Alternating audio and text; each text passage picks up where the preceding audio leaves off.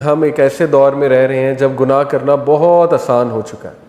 لیکن having said it, اللہ سبحانہ و تعالیٰ انجسٹ نہیں ہے. ٹھیک ہے, ایسا نہیں ہے کہ اللہ نے ہمیں اس دور میں پھینک دیا ہے, پیدا کر دیا ہے اور چھوڑ دیا ہے.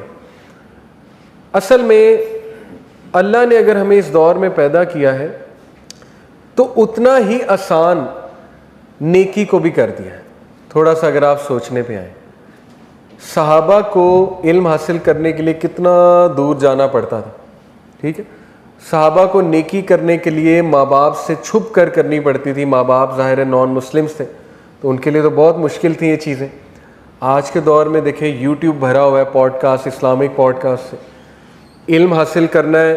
کورسز پہ کورسز لانچ ہوئے ہیں آن لائن, گھر بیٹھ کے اے سی والے کمرے میں کورس پڑھا جا سکتا ہے. ٹھیک ہے, IOU ہے, انٹرنیشنل اوپن یونیورسٹی, المغرب ہے, القوثر ہے, وہاں کورسز ہی کورسز ہیں.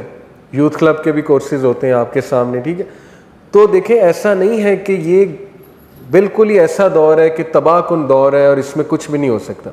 بہت کچھ ہو سکتا ہے اور موٹیویٹڈ رہنا چاہیے انسان کو کہ اگر اللہ نے اس دور میں پیدا کر دیا تو حل بھی دیا. ٹھیک ہے, لیکن یہ بات بھی درست ہے کہ گناہ بہت آسان ہو گئے. تو ہم انشاءاللہ اس پر ڈسکشن کرتے ہیں کہ گناہ اصل میں ہوتے کیا ہیں, اور کچھ موٹیویشن دینے کے لیے آپ کو ایک حدیث سناتا ہوں. بہت خوبصورت حدیث ہے. ایک شخص آیا اللہ کے نبی صلی اللہ علیہ وسلم کے پاس, یہ صحیح حدیث ہے مسند احمد کی. اس شخص نے کہا یا رسول اللہ ایمان کیا ہے, کیسے پتہ لگے گا میں ایمان والا.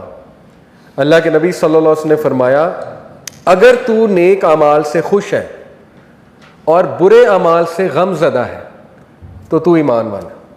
سبحان اللہ. یعنی ہم یہ سمجھتے ہیں کہ مومن وہ ہے جو برے اعمال کرے ہی نہ.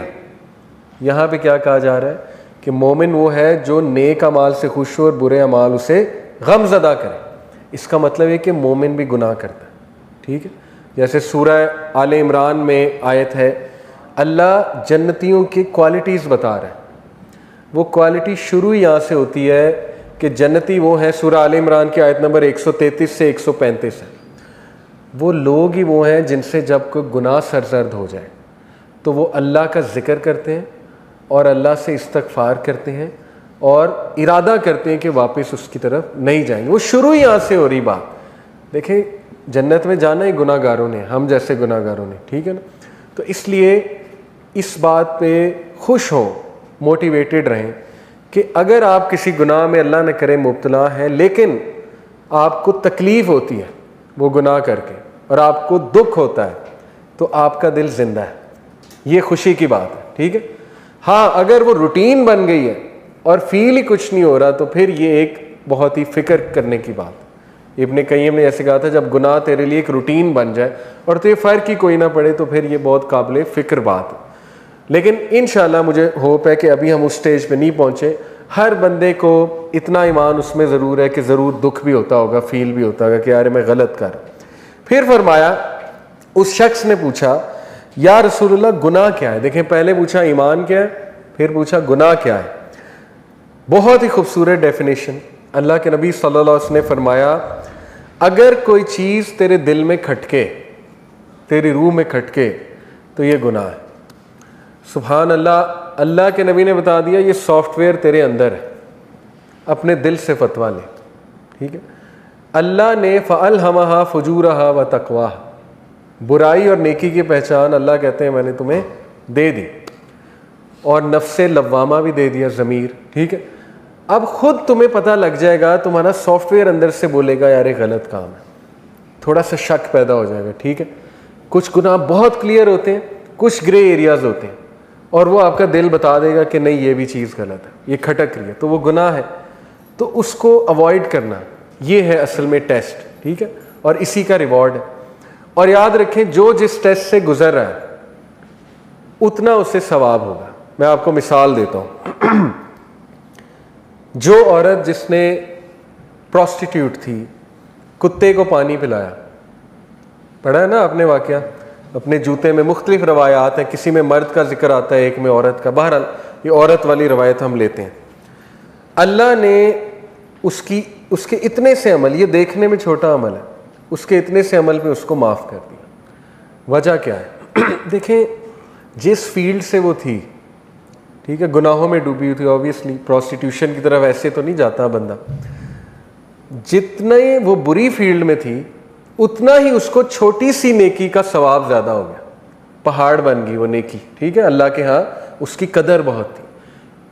اسی طرح جو جتنے اللہ نہ کرے گناہ میں مبتلا ہے, وہ جب اس گناہ کو ریزسٹ کرتا ہے یا اس گناہ کو چھوڑتا ہے تو یقین کرے ہو سکتا ہے کہ صرف اس کا یہ چھوڑنا اس کی بخشش کا ذریعہ بن جائے, چاہے کوئی اور عمل اس کے پاس ہو نہ ہو. کیوں؟ کیونکہ اللہ انڈرسٹینڈ کرتے ہیں.